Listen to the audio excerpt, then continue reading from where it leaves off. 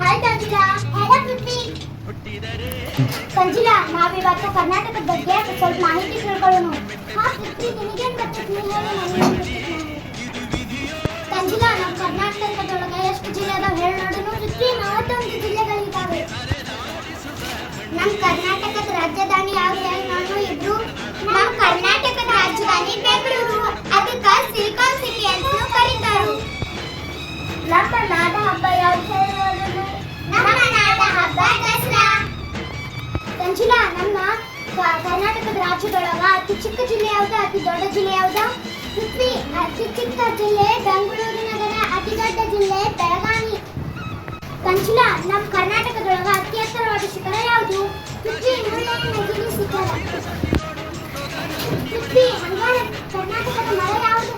ತಂಜಿಲಾ, ಕರ್ನಾಟಕದ ಮರ ಶ್ರೀಗಂಧದ ಮರ. ಹಂಗಾರೆ ನಮ್ಮ ನಾಡಗೀತೆ ಯಾವುದು? ಭಾರತ ಜನನೀಯ ಸಂಜಾತೆ. ಇಬ್ರು ನಮ್ಮ ರಾಜ್ಯ ಲಾಂಛನ ಹೇಳ್ರಿ. ನಮ್ಮ ರಾಜ್ಯ ಲಾಂಛನ ಗಂಡಬೇರುಂಡ. ತಂಜಿಲಾ, ಕರ್ನಾಟಕದ ಅತಿ ಎತ್ತರವಾದ ಜಲಪಾತ ಯಾವುದು? ಪೃಥ್ವಿ, ಜೋಗ ಜಲಪಾತ. ನಮ್ಮ ಭಾರತದೊಳಗ ಕರ್ನಾಟಕ ಎಷ್ಟನೇ ದೊಡ್ಡ ರಾಜ್ಯ? 7ನೇ ದೊಡ್ಡ ರಾಜ್ಯ ನಮ್ಮ ಕರ್ನಾಟಕ. ನಮ್ಮ ಕರ್ನಾಟಕದ